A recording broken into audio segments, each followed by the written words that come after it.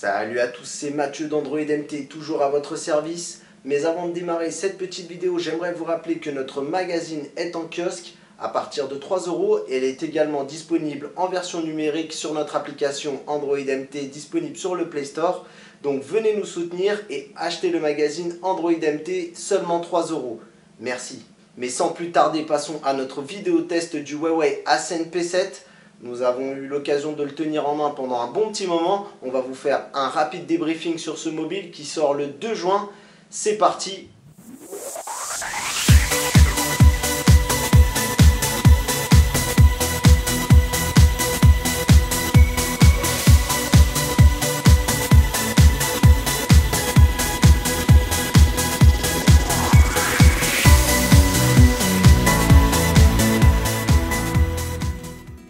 Huawei continue à venir semer le trou parmi les grands constructeurs. Après un Ascend P6 qui nous avait convaincus malgré quelques faiblesses, le constructeur chinois revient et offre un lifting à son nouveau modèle. Les matériaux haut de gamme sont sollicités, métal, verre. Si certains crieront au plagiat, ce P7 a quand même tout pour plaire. Passons maintenant au contenu de la boîte qui n'a pas beaucoup d'originalité. Vous y retrouverez le Ascend P7, le câble micro USB, le chargeur secteur, le kit main libre qui offre un son décent mais pêche un peu dans les basses, et le trombone pour accéder au tiroir SIM et micro SD. Un de ces tiroirs d'ailleurs a une particularité, celui de la micro SD, puisque celui-ci a la possibilité de se transformer en second slot SIM comme nous le présentait Huawei lors de son annonce. Il aura donc la faculté de vous offrir soit un espace de stockage ou un second slot SIM au choix. Vous ne pourrez pas avoir les deux et il y a fort à parier que les opérateurs bloqueront cette fonctionnalité avec un SIM locage. Ce qui est certain, c'est que ce Ascend P7 démontre que le constructeur fait des smartphones de qualité avec des matériaux nobles et une finition exemplaire. Certains lui reprocheront tout de même des inspirations un peu trop prononcées envers ses concurrents. L'écran est borderless avec des bords de moins de 3 mm et le smartphone est léger, 124 grammes.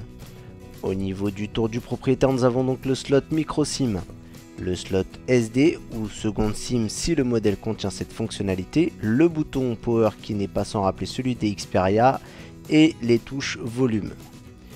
Sur le dessus de l'appareil, on aura un micro et un jack 3,5.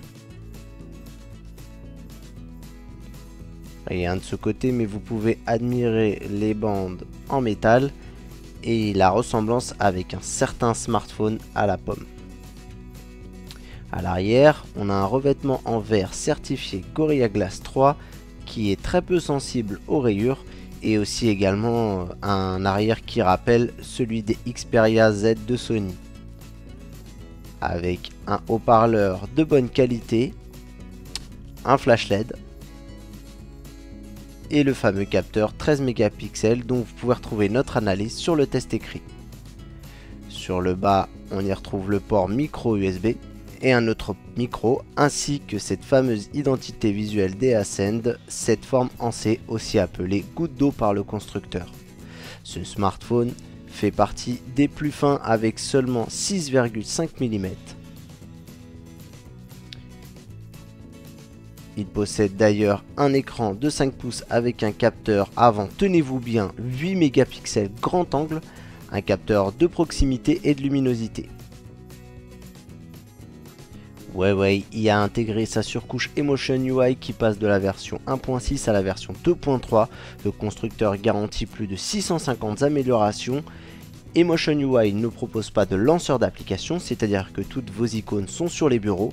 La navigation est assez fluide dans les bureaux, même s'il y a quelques petits bugs parfois comme les boutons virtuels en bas qui s'en mêlent avec les icônes. La personnalisation d'Android a été faite même jusque dans les menus paramètres où ceux-ci ont été refaits avec des icônes qui ont été repensées et quelques ajouts faits par le constructeur. Le smartphone tourne sur la version Android 4.4.2 KitKat. Outre les mises à jour correctives pour Emotion UI, on espère voir le constructeur mettre à jour son terminal vers les nouvelles versions d'Android lorsque celles-ci seront disponibles. Huawei fait la part belle à la personnalisation de sa surcouche avec une application qui lui est même dédiée. Le constructeur assure proposer plus de 100 thèmes à télécharger, tous gratuits.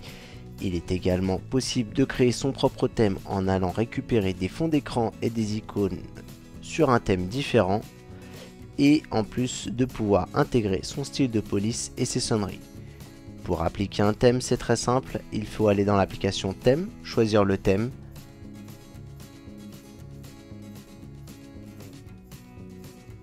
la télécharger, et ensuite il ne reste plus qu'à l'appliquer. Le changement est assez rapide et il n'est pas besoin de redémarrer l'appareil pour voir son nouveau thème appliqué. Parmi les enrichissements et autres fonctionnalités proposées par le constructeur dans la barre de notification, nous avons des raccourcis plus nombreux avec la possibilité d'activer des applications dites flottantes. Il est donc possible de lancer la calculatrice ou bien la messagerie, le lecteur audio, le bloc-notes ou le calendrier.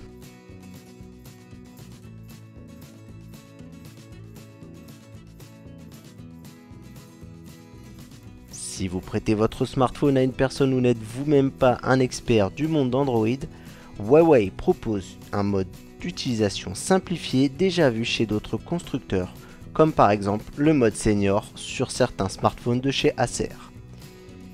Une très bonne idée au final puisque les menus sont clairs et adaptés avec une interface en tuiles assez large qui permet d'éviter les erreurs de touche sur une fonction désirée. On y retrouve également les applications que l'on a téléchargées dans une tuile où sont rangées toutes les applications en forme de liste. Bref, Huawei marque un bon point et propose une utilisation du smartphone simplifiée au plus grand nombre. Les utilisateurs les plus avancés n'ont pas non plus été oubliés avec des outils intégrés dans une application qui permet un contrôle avancé des ressources utilisées par le smartphone, que ce soit en mémoire ou en énergie. Vous pourrez donc calibrer au plus près l'utilisation de la mémoire vive, mais également des fichiers résiduels temporaires pour libérer un maximum d'espace de stockage sur ce smartphone qui contient déjà 16 Go, plus l'ajout d'une carte micro SD. Il existe également un filtre anti-harcèlement qui permet d'éviter les abus de certains contacts, mais également une gestion de l'énergie avancée que l'on verra un petit peu plus tard. Il existe d'autres fonctions phares déjà vues sur d'autres smartphones qui permet par exemple de ne pas être dérangé, c'est-à-dire de filtrer le nombre de contacts qui peuvent nous contacter à partir d'une certaine heure. Et également des modes d'application réseau qui rappellent un peu le mode Stamina de Sony qui permet d'autoriser ou non la récupération de données par le réseau Wi-Fi ou le réseau de données. La gestion des notifications qui permet à des applications de ne pas autoriser leurs notifications et également de démarrer certaines applis au démarrage de l'appareil. Bref, des fonctions intéressantes pour des personnes qui souhaitent maîtriser leur smartphone sans être route. Petite fonction assez gadget avec le miroir au design pensé pour la jante féminine d'Asie. Et la fonction phare de ce Ascend P7, le fameux selfie, avec ce capteur de 8 mégapixels à l'avant qui dispose de la fonction panorama qui permet de faire également des groupies, ce terme inventé par Huawei qui réunit à la fois le mot groupe et selfie et donc qui permet de faire des selfies avec des angles beaucoup plus élargis et ainsi avoir une photo de groupe avec le capteur avant, une fonction qui sera très appréciée par les fans du genre. Autre idée du constructeur, la possibilité de fermer une application ou un bouton qui permet de fermer toutes les applications qui tournent en tâche de fond.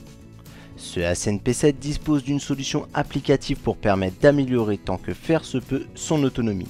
Je vous invite à lire notre verdict sur notre test complet disponible sur android-mt.com. Il vous propose pour cela de brider la consommation de certaines applications qui tournent en arrière-plan par exemple.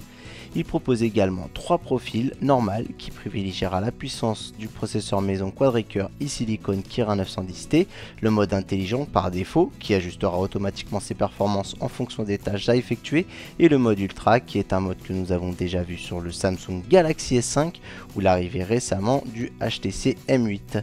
Il permet au smartphone de désactiver tous les superflus pour ne se concentrer que sur l'essentiel, c'est-à-dire les appels et la messagerie.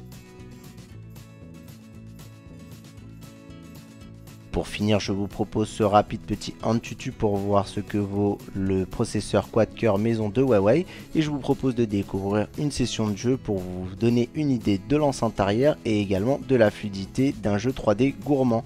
Voilà les amis, vous avez tout sur le test écrit sur android-mt.com. C'était Mathieu pour cette prise en main du Asen P7. A très bientôt pour de nouvelles vidéos.